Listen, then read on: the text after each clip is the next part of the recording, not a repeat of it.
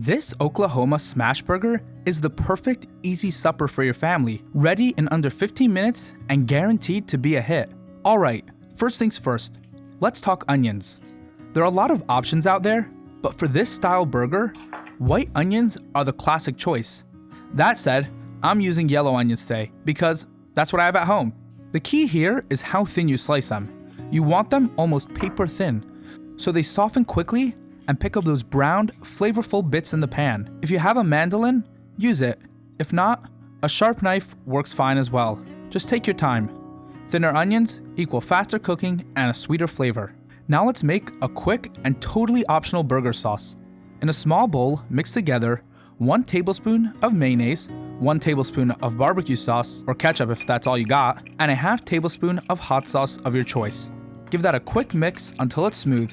Now for the beef. You've probably seen the label 80-20 on ground beef. That means it's 80% lean beef and 20% fat. That fat is what gives the burger juiciness, flavor, and a crispy crust once it hits the heat. Anything leaner, like 90-10, will dry out too quickly for this method. Form 2 3-ounce balls of ground beef, then heat a small skillet over high heat and add a light layer of oil. You don't want a deep pool, just enough to help form that crust. Once the oil starts shimmering, drop in your meat. Now I don't have a fancy burger press, so I'm using the back of a measuring cup. Any flat surface works. Just spray a touch of oil on it first so the meat doesn't stick. Smash the patties right away, that's key. Doing it as soon as the meat hits the pan creates maximum surface contact, which triggers the Maillard reaction, which is basically the science behind the golden, crispy, savory crust that makes smashed burgers so good. Season immediately with salt and freshly ground black pepper. That's all the seasoning you'll need here. Now for the onions.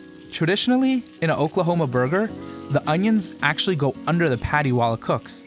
But personally, I like to cook them separately right beside the patties. Once the bottom of your burger has a deep golden crust, it's time to flip. Use a firm spatula and scrape cleanly under the patty to keep that crust intact. Quick reminder, if you enjoy cooking videos that not only show you how to make something, but also explain the why in each step, make sure to subscribe so you don't miss the next one coming out. The second side will brown in about 30 to 45 seconds.